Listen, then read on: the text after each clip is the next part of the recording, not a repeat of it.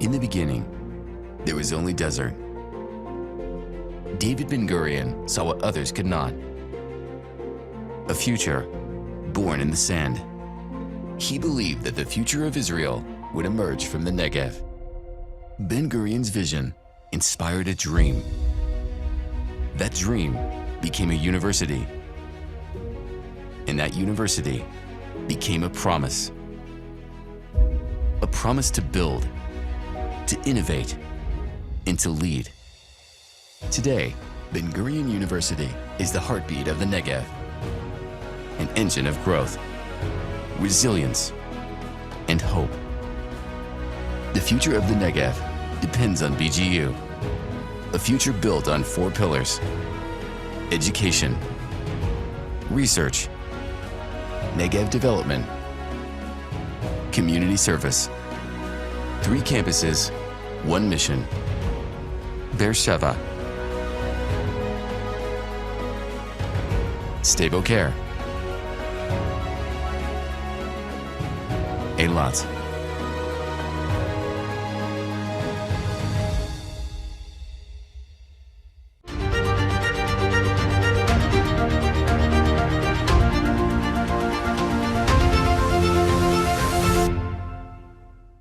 Welcome, everyone. My name is Adi Portugues. I'm the head of the Ben-Gurion Archives. I welcome you to the Mintzberg building. This is where the Ben-Gurion Research Institute for the Study of Israel and Zionism stays, and the Ben-Gurion Archives. When you think about archive of founding father of the State of Israel and a research institute, you might think of a presidential library. And this is what we are. We have 2 branches for the building. The northern wing is where the research and teaching is being done, and the southern wing where the archive is. The field of Israel studies, which is a growing and expanding field, has many fascinating aspects in it. To me, there are 2 that are particularly gripping. The first is the very idea of the creation of a Jewish state. When the idea was first broached in 1896 in Theodor Herzl's pamphlet, The State of the Jews, many of the people surrounding Herzl thought he had basically lost it. The idea seemed preposterous and crazy. As Herzl himself predicted in his diary, that preposterous and crazy idea became a very concrete historical reality within a short historical time span. In my own work, there's another question, however, which is even more fascinating to me, and perhaps an even more preposterous idea, and that is the idea that the Hebrew language could become a spoken language, a colloquial, and the basis for Hebrew culture, which is today the foundation of Israeli culture. One of the people most identified with both of these processes is, of course, David Ben-Gurion. He's most identified, perhaps, with that moment on May 14th of 1948 when he declared statehood of the young state of Israel, but he was no less crucial in being at the forefront of advancing Hebrew culture and having Hebrew become established as the basis for Israeli culture. So the fact that our institute and our university are named for him as we study these phenomena and these historical processes is more than appropriate.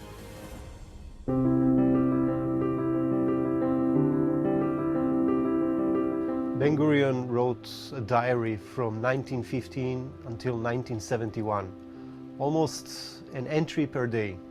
This particular notebook is the notebook of the War of Independence. Begins on March 12 and ends up, you might be surprised, on May 14th, the day of the Declaration of Independence. Just to give you a hint about Ben-Gurion himself, he used to number every single page in his diary, and at the end, he used to fill an index of his own notebooks. The last day in this particular notebook ends up with the following words. At 1 p.m., the Provisional State Council meeting, we ratified the Declaration of Independence. In 4 p.m., the Declaration of Independence. There's a lot of joy and happiness in the country, and again, I am as a mourner as I was on November 29. Ben-Gurion is mourning because he knows what we are heading to, and this is the War of Independence. Another interesting letter that we have, a letter that David Ben-Gurion wrote to Rose Halperin, the leader of Hadassah Women. Ben-Gurion truly believed that in order to make the State of Israel prosper, we need to get the assistance of the Jewish world. So he writes her in Hebrew and he says, America was built by pioneers. Israel too will be built solely by bold and innovative pioneers. We need your pioneers. We need your experts. We need your scholars in order to come to the State of Israel and help us to build a country, to help us to make the State of Israel flourish.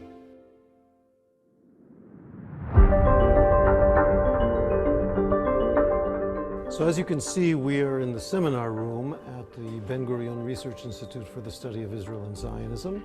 Right now there's a class here that is a part of the Woodman-Scheller International Master's Program, which is one of the important, almost flagships, I would say, of the Institute's work.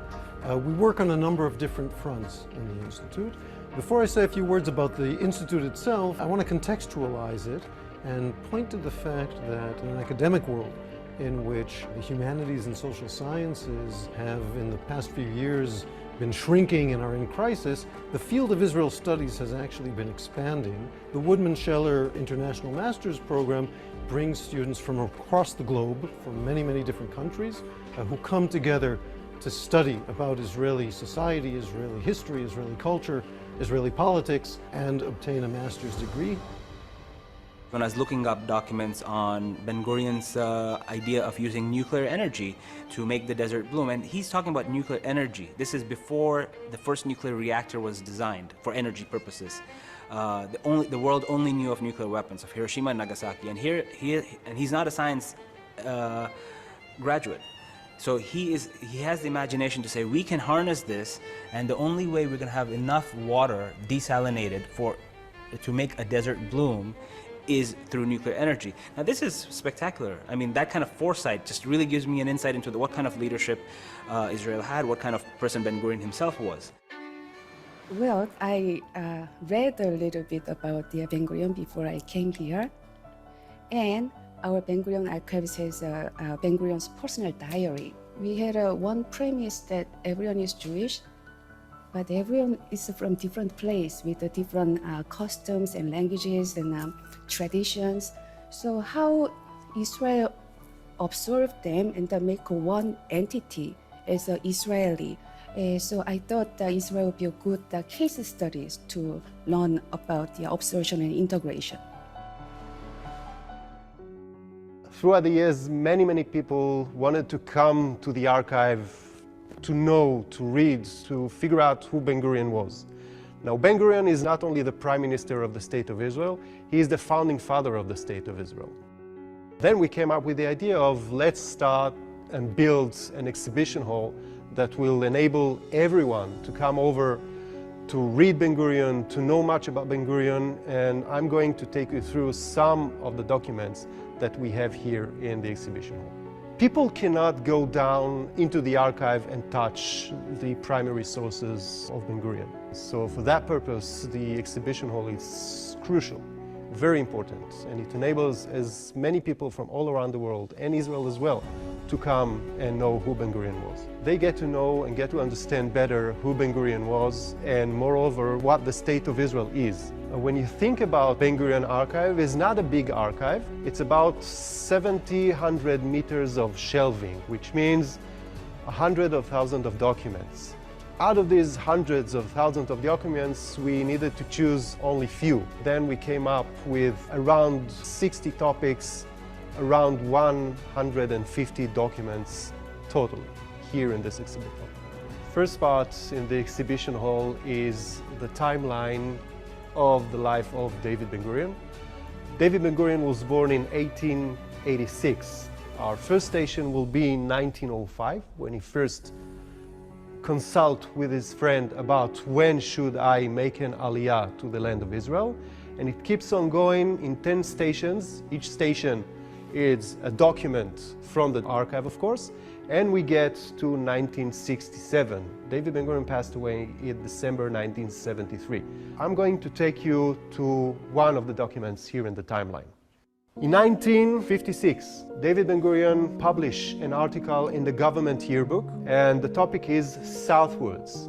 That was his vision about the Negev is the focal point of the newborn state of Israel. This is where all our future is lying in. Here are some citations from the document. In the south and in the Negev, the cradle of our nation stood. These are the weakest points and the strongest points of the state of Israel. Israel must go southwards in order to exist. Water and power, these are the two things that we are lacking in our country, in the north and especially in the south. One of the vast, interesting collections that we hold in the archive is the collection of correspondence. Letters that have been sent from Ben-Gurion to others, been sent from others to Ben-Gurion. And one of these fascinating letters is the letter of status quo. Just right before the UNGA resolution was taking place here in June 1947, a letter was sent by Ben-Gurion and two other prominent Zionist leaders.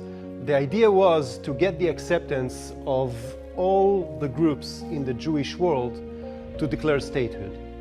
Now, this letter was sent to Agudat Israel, the ultra-Orthodox party, in order to make sure that we agree about certain ground when it comes to the Jewish state, which means that the state that will be established contains Jews, Christians, Muslims, other religions, secular Jews, religious Jews. All of these groups should live together. Ben-Gurion had two kinds of diaries. He had the notebook that he used to write on a daily basis, and he also had a pocket journal. This is his pocket journal from November 29, 1947, the UNGA resolution. He wakes up in the middle of the night, take off his pocket journal and write as follows. It's in Hebrew. The decision has been made. 33, 13, and 10. 33 for, obviously, 13 against, and 10 abstained.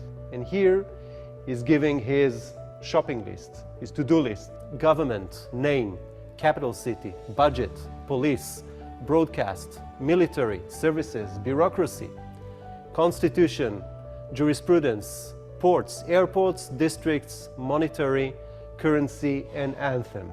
And then he goes back to sleep.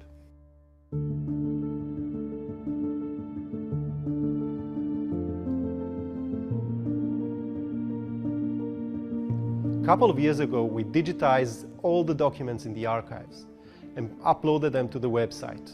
Thanks to the generosity of David and Jenna Pollack Foundation, we created a new fascinating website. Just Google Ben-Gurion Archives, get inside, and you might find your relatives there.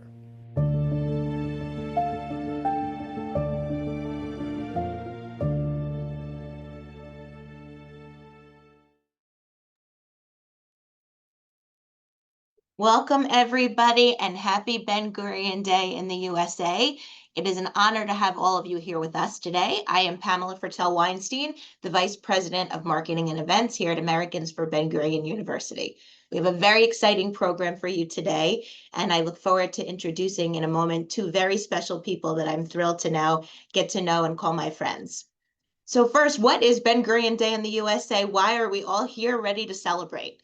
It's really a special opportunity for us to reflect on David Ben-Gurion's enduring legacy of leadership, innovation, connection to the land of Israel. And today, as we commemorate this holiday, which is based around his yahrzeit, it's an opportunity for us to look back at the legacy that he left for the Jewish people, the state of Israel, and also look forward to see how his impact still has a role in every single one of our lives and connections to Israel. The first time I went to Israel 25 years ago, and I came home and everybody asked me, how was it? What could you tell us? And the first thing I said was, it took me from believing to knowing. Stepping foot in Israel no longer was a story. It was no longer this vision I was taught, something I should feel, something I should believe. It was real. I walked in the steps of our ancestors and saw a modern people, seeing people talking Hebrew, walking through stores. It was no longer something that we had to learn in Hebrew school and know to say the Shabbat prayers. It was part of our people. And that is because of David Ben-Gurion and all he has done for our people and the state of Israel. So it is my pleasure to introduce to you my new friends, Professor Arieh Saposnik. He is the Associate Professor of the Ben-Gurion University Institute for the Study of Israel and Zionism at Ben-Gurion University. In his spare time, he's also a historian of Zionism and modern Jewish identity. And also with us is Shai Amital, who is a PhD student at BGU, exploring literature, belonging, and land in Israeli culture.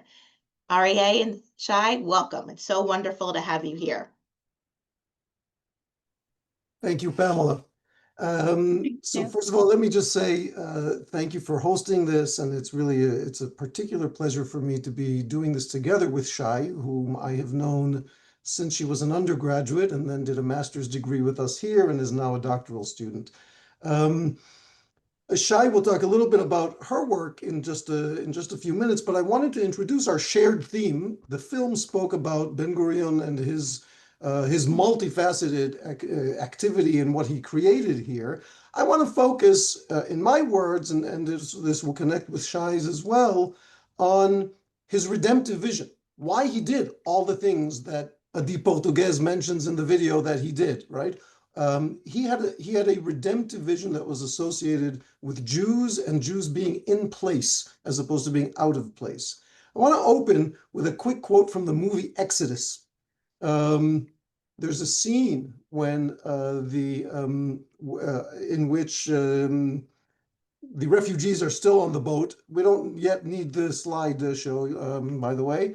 And there's a physician on the boat who dies on the boat, and Ari Ben Knaan, the chief character, speaks over the loudspeaker and says the following: Professor Doctoral Samuel Odenheim, head of the first clinic for internal medicine at the University of Vienna, author of many medical textbooks, died today in the harbor of Famagusta on board a cramped freighter going nowhere because there wasn't room for him on this earth.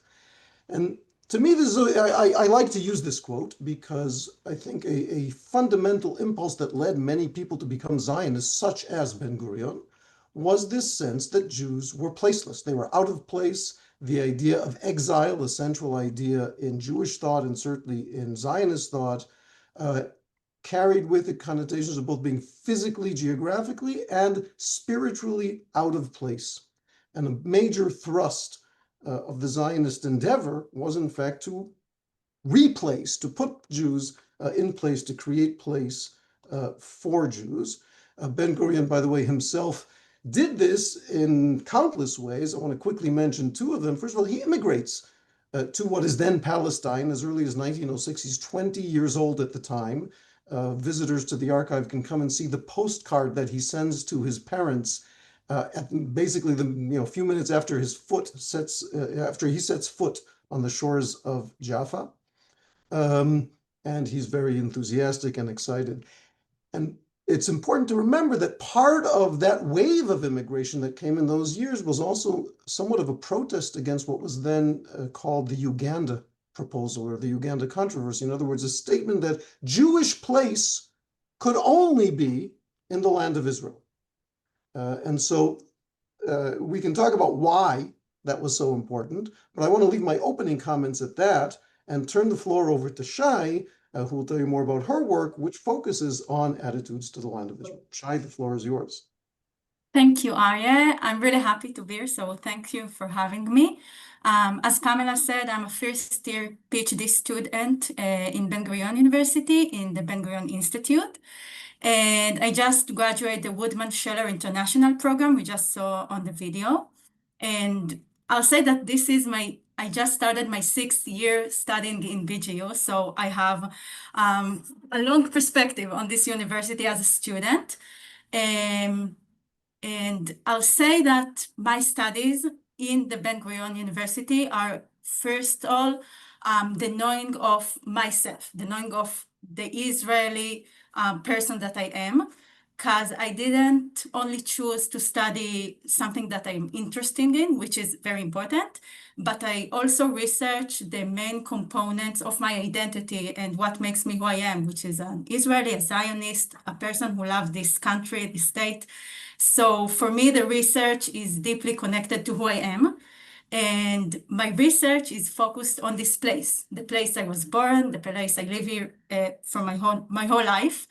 And in my research, I explore the significance of the land of Israel in shaping the national identity of the individuals here, both in the mythic conceptual sense of the land, but also as a concrete space we live in. And like Arieh said, the yearning for the land of Israel is very long in the Jewish thought, but I'll say that in my research, I show how it never comes to an end. Even after the establishment of the state, making it a clear home for the Zionists, the Jewish people, the relationship with the land will never be simple or clear.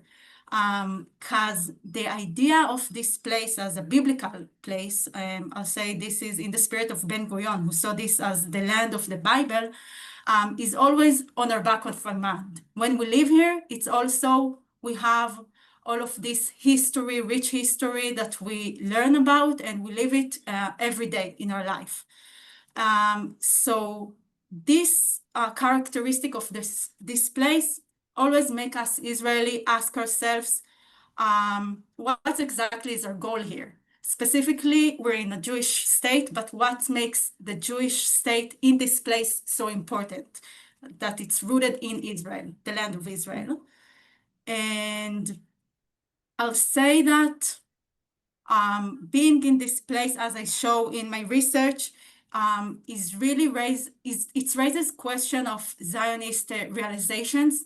After we establish this state, what can we do more, and how can we stay connected to this land and to this state? I'll say maybe that I'll say something about Ben-Gurion and the Negev that connected to my research. I didn't research Ben-Gurion, but I think his thought about reviving the Negev, making the desert bloom, it's his kind of effort to making this land his own, basically.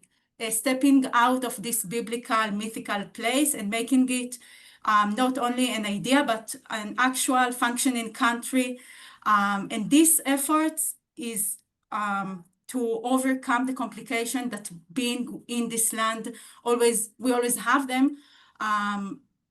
This Ben-Gurion in his work always tried, I think, as how I see it, he always tried to make this place both a mythical place, a biblical place that we all know, but also a concrete place we can live in.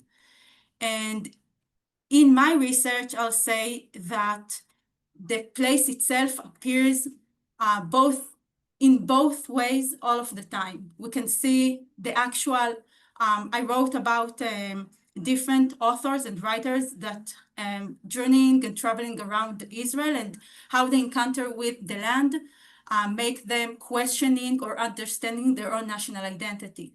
And you can see that every encounter with the land is not always as simple as seeing the people in the land, seeing the state itself, but also has this mythical aspect of it. You can always, when you go to, I don't know, to Judea and Samaria, for example, you see it as it is today in the 1980s. This is the time I wrote about, but also as it was in the Bible, how the prophets spoke from this place. And those two components of the land are always, will live together in our mind, but are not always living comfortably there. And I think we, as Israeli Zionists, can never overcome this complication because the land itself and the idea of the land will never be completely overlapping. And this is our main, I think, goal of being here, to make those two components at peace in our mind.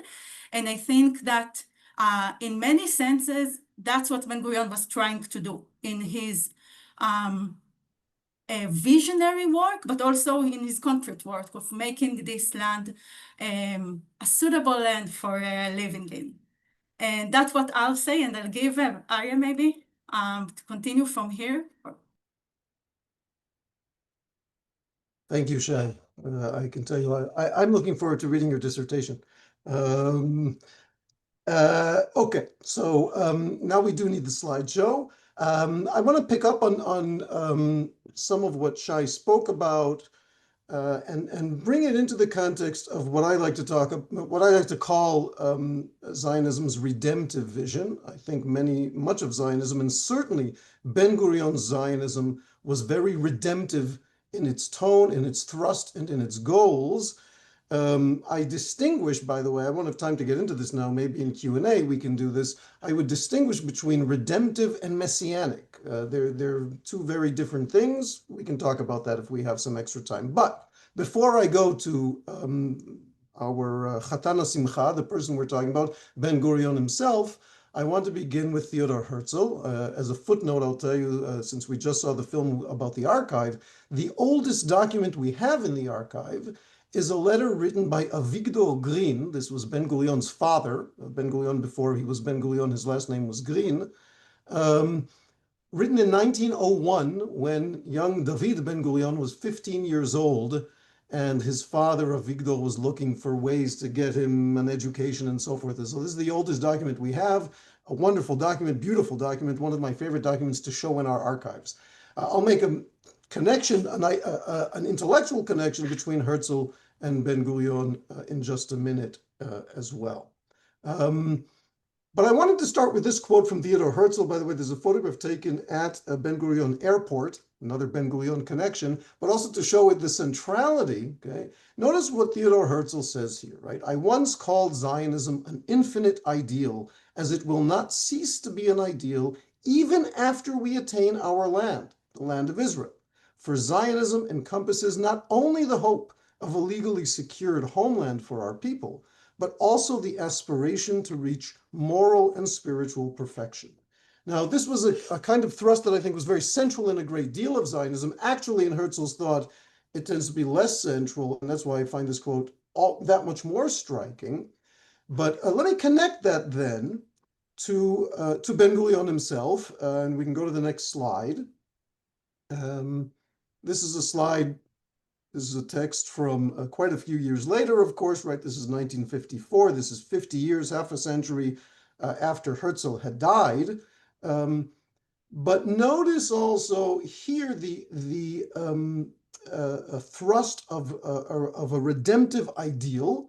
And I'll read parts of this text here. Okay, Ben-Gurion writes this in 1954, as I noted. An organic, essential, and eternal part of the national self is the desire for redemption, which has pulsated within the Jewish people since its birth. The impact and memory, I won't read the whole text. I'll jump to the final paragraph here because it connects Ben-Gurion and Herzl.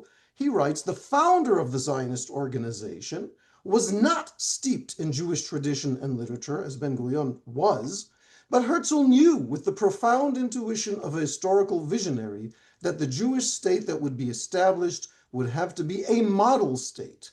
And just as Herzl did not invent the idea of a Jewish state, neither did he invent the idea of a model state. Now, Shai spoke about the tension or meeting points between the mythical land and the concrete land, and we can see that very clearly here. On the one hand, Ben-Gurion is very much about a model state, about reaching, and we'll see additional ideas of his in this context, about reaching a kind of almost moral perfection. Although at the same time, he's acutely aware of the fact that moral perfection, of course, is unobtainable. And much of his life's work is trying to find the balance between striving for a state that will be that epitome of moral perfection and a recognition that that has to take place in a concrete human reality, which is always imperfect. This is, of course, by the way, one of the distinctions between what I like to term redemptive and what I like to term messianic. Now, let's go to the next slide. And I want to go more broadly again, just to touch on some central themes within Zionism where redemptive ideas were manifested. This is a photograph from 1918. Some people might recognize this. This is General Edmund Allenby entering into Jerusalem as the British conquer Palestine at the end of World War I. And you note that he's entering on foot. As he arrived at Jaffa Gate, he was on horseback, and he purposely dismounted his horse so that there would not be messianic connotations associated with his entry into Jerusalem. It didn't quite work. Okay? So certainly for Christians and Jews in Jerusalem at the time, there was all sorts of messianic readings of this. And if we go to the next slide, we can see some manifestations of this. Okay, so we can see here, this is a postcard from shortly after the event. Okay, Hanukkah, Allenby entered Jerusalem in December of 1918. It just happened to be Hanukkah at the time, so this served this kind of imagery very well. So we can see here Hanukkah 165 BC, Judah Maccabee entering Jerusalem, and Hanukkah 1917. Notice the wording, right? And there will come for Zion a Redeemer. So Allenby's entry into Jerusalem as parallel to Judah Maccabee's sanctification of the city, reconsecration of the temple. Let's go to the next slide very quickly. Okay, and this is just to drive home how powerful and central this kind of imagery was. This is another postcard from the same period, and again we can see Matityahu Kohen Gadol, it says there, right? Mattathias, the high priest, again the father, right, of the Maccabees, and Allenby's entry into Jerusalem once again. So that's just to place this in context. I would remind us here that during World War I, when we think about being in place and being out of place, so I mentioned Ben-Gurion himself immigrates in 1906 at the age of 20. During World War I, the Ottoman authorities exiled many of the leadership, and not only the leadership, but much of the Jewish yishuv at the time. Ben-Gurion was among them. He was exiled and he was forced to leave Palestine. He made his way to the United States. He spent many of the war years in the US, where he also happened to meet Paula, who would become his wife, and then he brought her back with him to the Negev desert, ultimately, not always to her great delight, but they came here. And so once again, for Ben-Gurion himself, the period of the war was experienced very much as a period of exile and a longing to return once again to place, to his proper place. One other example of how broad a notion this was in Zionism, and then we'll come back to Ben-Gurion himself. We can go to the next slide. What the next slide shows us, and as you can see there in the heading, right? This is a political and ideological rival of Ben-Gurion's, good friend of mine. I spent a lot of time with him, Yosef Klausner. I spent a lot of time with him in print, of course. He's no longer with us. And he writes in a piece of his dating back to 1903, he writes the following: "Every self-respecting nation strives to the best of its ability to bring benefit in its existence to all the other nations. This, after all, is the secret of nationalism generally. Nations must exist because each one brings something of its own into the general treasury of humanity. Without this, nationalism would be nothing other than crude egoism, and we would have no reason to be sorry if some nation or other were to disappear," right? So he has this overarching vision of nations. He's very much a nationalist, Klausner. By the way, he's the uncle of Amos Oz, one of the people who figures prominently in Shai's master's thesis. And there's this tension, which Klausner spends much of his life trying to settle, between the particularist notion of, the revival and the redemption of my nation, and the universalist notion of that the revival of my nation is part of a broad universal human revival. And as much as Ben-Gurion and Klausner were ideological rivals, they shared that combined vision. And we'll see this in some further aspects of Ben-Gurion's thinking and work. If we can go to the next slide. Okay, this is from 1953. Ben-Gurion, these are parting words to the nation. Why is Ben-Gurion parting in 1953? Well, Adi mentioned in the film we just saw, this is 20 years before he passes away, right? So why is he writing parting words? Because in 1953, he left politics. He resigned from the prime ministership and moved down to Kibbutz Sde Boker, in the Negev desert, really at that time in 1953, pretty much in the middle of nowhere. And he says the following to the nation. It's worth reading this text. Okay? "It is within our power," he writes, We have proven this over the course of 3 generations with glorious examples to make the desert bloom and to settle the wilderness. And there is no greater destiny for our generation than this pioneering enterprise of settlement, from the founders of Petach Tikva to the bold venturers of the Negev expanses.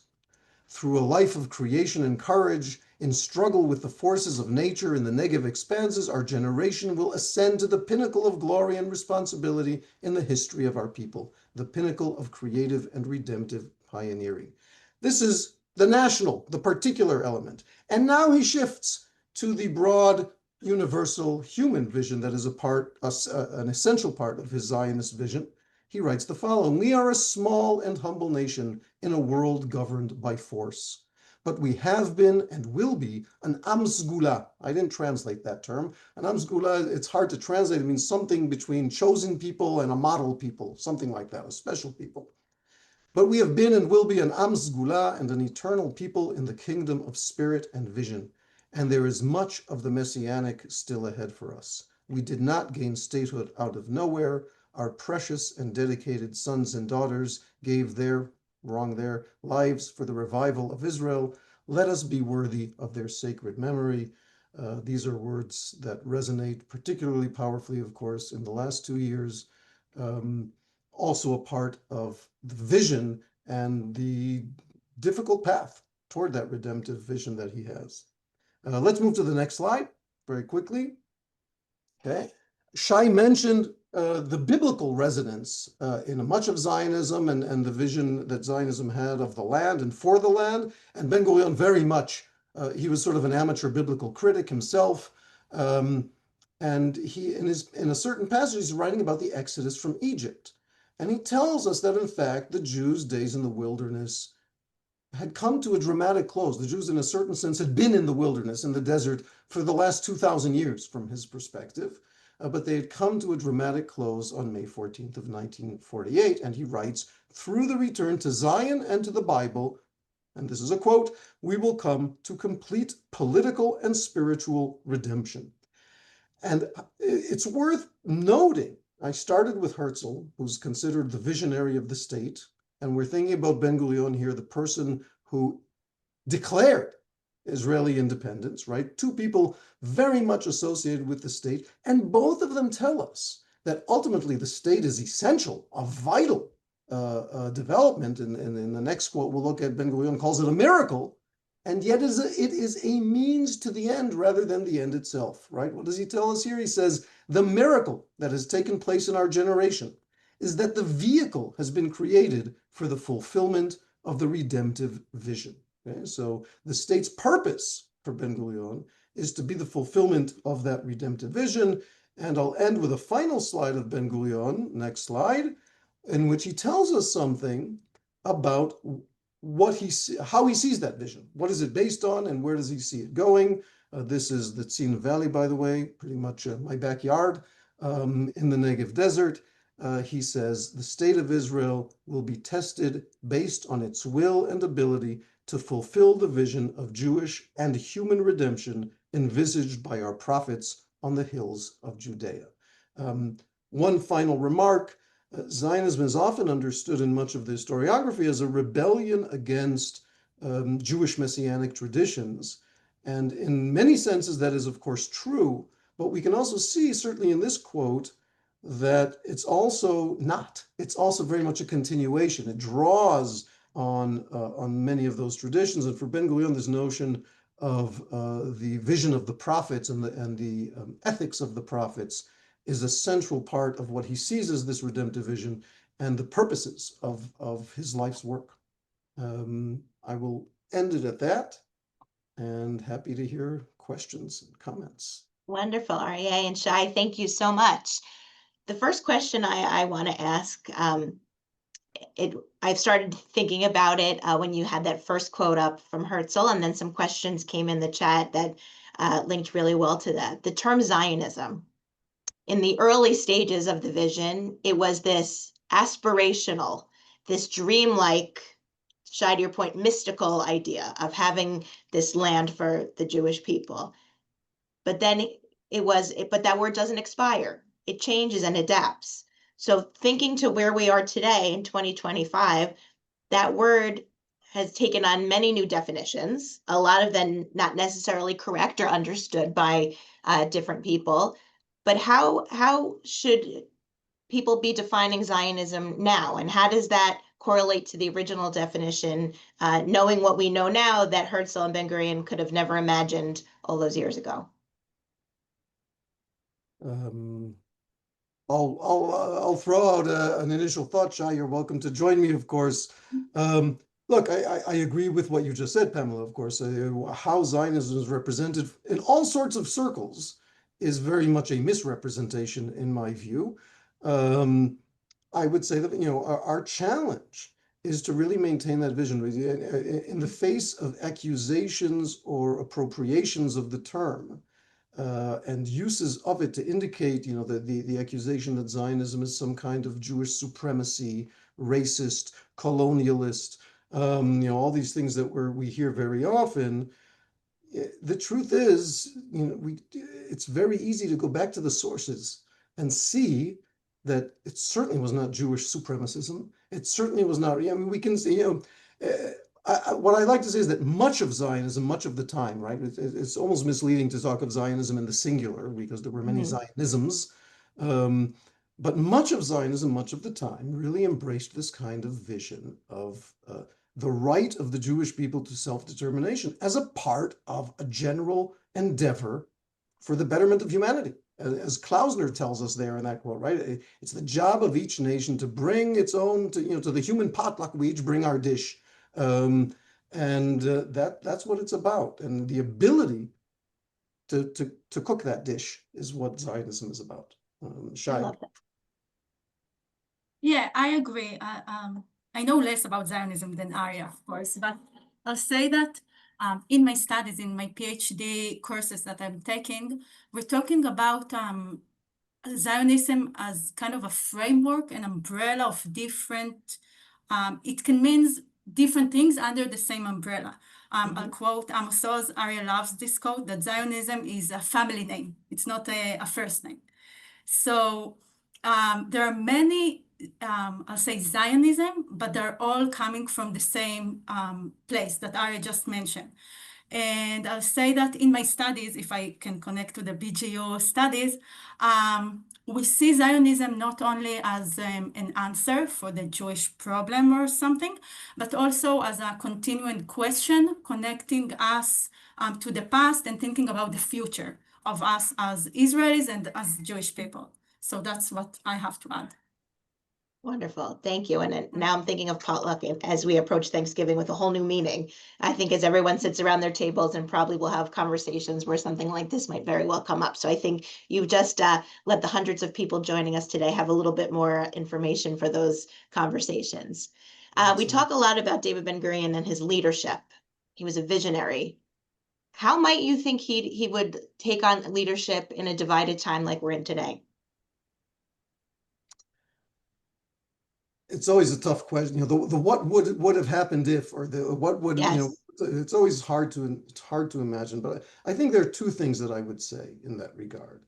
First of all, the kinds of ideas that I pointed to here are consistent in Ben-Gurion's thought. And he would insist, first of all, on first and foremost, on the Jewish right to freedom, self-determination, and independence. But once again, that must be coupled in his vision with a commitment to a general human right to self-determination, freedom, and so he would insist on that, on both aspects, the particular and the universal. And I think he would also, there's a famous quote where he says, I don't know what the people want, but I know what the people need. Okay, and he was not a populist. He definitely made mistakes in his career, but he made difficult choices based on how he understood what the needs were and how he understood what needs were based on those two underlying principles of the right of my particular nation and the place of my particular nation in the human symphony, if I can use another metaphor. So if you're going in Thanksgiving to the symphony, you can also use that one. Wonderful. So Shai, several years, there's something about BGU that keeps you coming back for more. What drew you to BGU from the beginning when you were thinking about your academic studies? So my first thought was that I really wanted to study something that is Israel related. And my BA was eventually in Hebrew literature and Israel studies. And when I looked into different universities, I understand that Ben-Gurion University has the largest department teaching Israel studies in Israel, also a whole institute, of course. And the department itself is dealing with this topic from different disciplinary angles. And I felt like this multi-view perspective was really important for me to seeing different disciplinary, but also different views from different professors that have their own thinking about Israel and Zionism. And I think that studying, especially in Ben-Gurion University, pushes me to think about the essence of my research that I'm doing and how it will be relevant to Israel today. Not only what I'm interested in, but also what can be helpful for young Israelis such as I am, wondering about the future of Israel, what's going to be here. And I think the name Ben-Gurion really hold me accountable in my research. So, Pamela, I'm going to butt in just for a second. Please. Ask me this question because I have to say, I hear young Israelis like Shai speaking about these things, and I have to say it's inspiring for those of us who are old Israelis that we have a young generation that is exploring these things, asking these questions. So this is our mission here, is to help that along with that journey. I think that's a great point, and that actually leads me to my next question for you, Shai. For your generation, we look, every generation looks back on the leaders from the past and learns valuable lessons of things that they hope to carry on and things that they say, wow, that was really unique to the times, that would never work now, and we should do better. When your generation and your classmates think about Ben-Gurion and his legacy and what he did for the state of Israel, what still resonates with you today and what feels almost foreign, like from another time? So that's a good question. I'm not sure. I will speak only for myself. Of course. And I think that we, as a generation, maybe have a hard time to connect to this big idealism thinking. As the state established, it's 76 years old now. We don't have much to build from nothing like Ben-Gurion had. So, but on the other hand, we do still feel like something is missing. We live in this country, we love it, and especially in those hard times, we're not fully understanding what's its future. And I think what we should take from Ben-Gurion way of thinking is being here to shape its future. Maybe the main lesson is we have to care enough to change what needs to be changed to make this state last longer. And in that sense, maybe the imagination of Ben-Gurion coming to the Negev, we have nothing there, and thinking we can make it a nuclear plant and reviving the Negev. I think we have to have this imagination in order to make the state basically last for a long time. Wonderful. Arieh, I'm going to pose the question to you. You have a little more experience than Shai does. So from your perspective, what still resonates and what just feels outdated? Look, I'm a historian, so I live in the early 20th century. None of it feels outdated to me.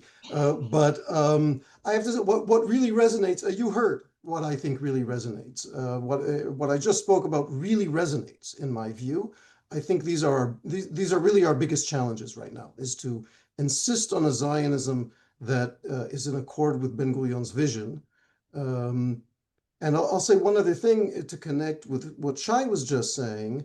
We have to remember, Shai spoke about the action-oriented thought of Ben-Gurion. That's very true. He didn't really have any faith in thought that was without action. And, it's worth remembering in this context. Shai spoke about being able to envision the future and so forth. These people, the Ben-Gurions, in that 1906 postcard I mentioned, when he lands on the shores of Jaffa, there was not a lot here. And the idea, both the idea of establishing a Jewish state and the idea of Hebrew culture, right, which is also mentioned mostly in the film, right? These were crazy, preposterous ideas in the early 20th century. There was, reasonable people did not think these were reasonable ideas. And, so it's both the thought and the determination to take these crazy ideas and turn them, undertake all sorts of projects and turn crazy ideas, ostensibly crazy ideas, into very concrete realities. Such as, a whole bunch of universities in this Jewish state, one of which is named for Ben-Gurion, where Shai has spent her academic career so far. It was inconceivable in the early 20th century. Almost inconceivable. You had to be crazy. You had to be crazy. And these were really, crazy people in the best sense of the word. Yes. I wish I could be crazy in that same way. So when we talk about the Negev, and you talked about, he landed, like you said, almost in the middle of nowhere. He was a good son and sent home a postcard because he couldn't call his mother to say, I made it here safely and I'm okay. So we all could relate to that. He had dreams and hopes, and he talked about how the state of Israel would be tested in the Negev. And I always love his quote about, in order to be a realist, you have to believe in miracles.